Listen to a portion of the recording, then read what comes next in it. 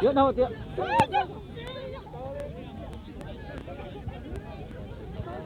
Nó mất đà.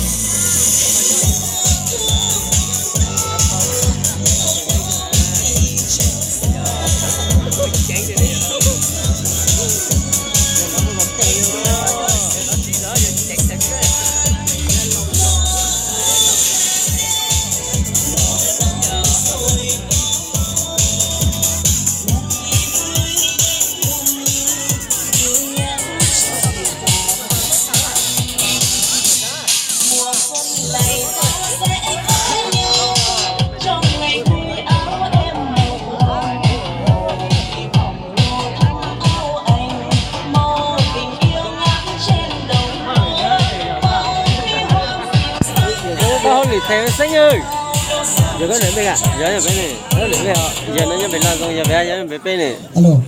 Tiếp đó tất cả các đội vận động viên bắn nọ là ra đằng sau ở đây chúc mà sự khó được sau cái nhà đấy, chủ yếu bắn nọ nữa. Giờ nhập bên là xong này. Rồi cái bắn nọ xuống dưới đó.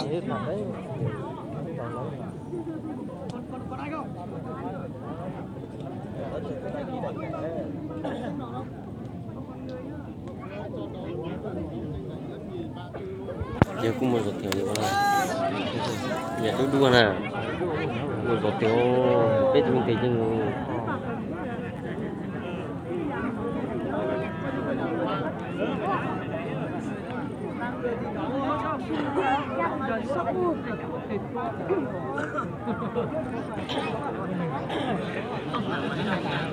mà chụp chập được từ mình sinh một giọt thế. Giờ tí ở dân ở bên sông chim khá hậu đi giờ biết tuổi dân ở bên sông nè当做这吃了没有的时候，他就从大人的时候，或者你吃的好的，你要被熊了，giờ dân ở bên sông rồi, 但他得看这个， giờ những con nói dân ở bên sông này hả? Nè, cho tao giúp được cái mà dùng thôi. chỉ cho mình.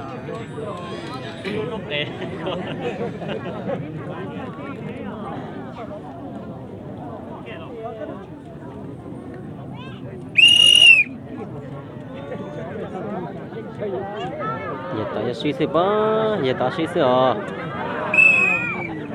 Từ ta giờ chỉ tao khâu.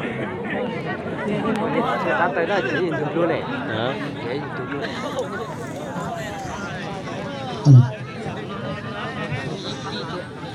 Một lần nữa tin báo các đồng chí ra ngay đằng sau cái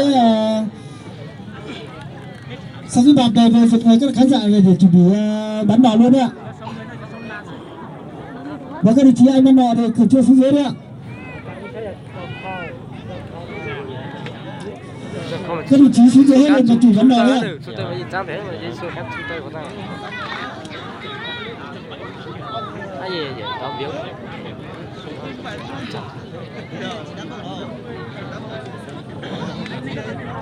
Đầu đó này.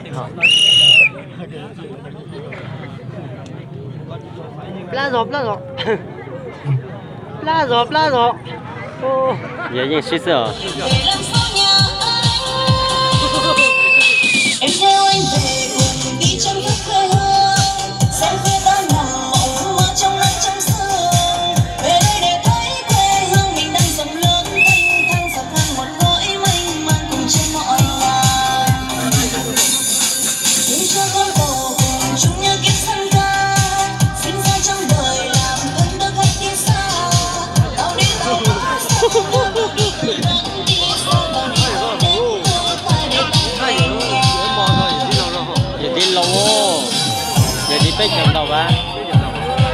con xe nhỏ đừng có nó tê rồi. to, cái trận to này hả?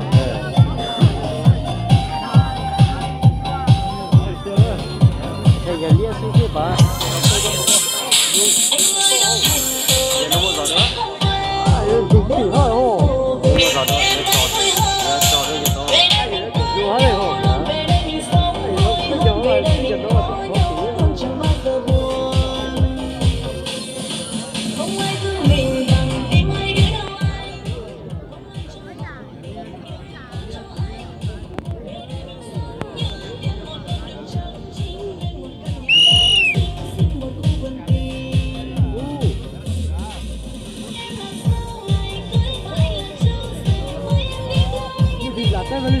Sáng cho đó, có trên đạp cây ơi, đạp cây mà đi tìm được cái gì đạp trên đó ơi, đạp mà đi tìm cái cây ơi, đi tìm đạp cây mà đi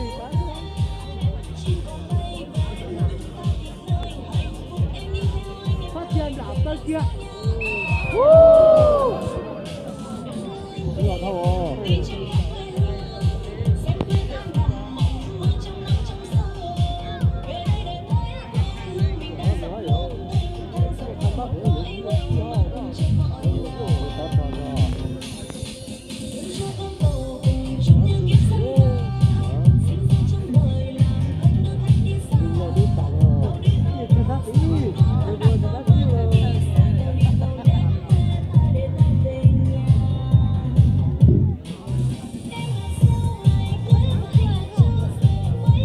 Này giờ phải có giá cái nón tên nó chỉ là cho này à.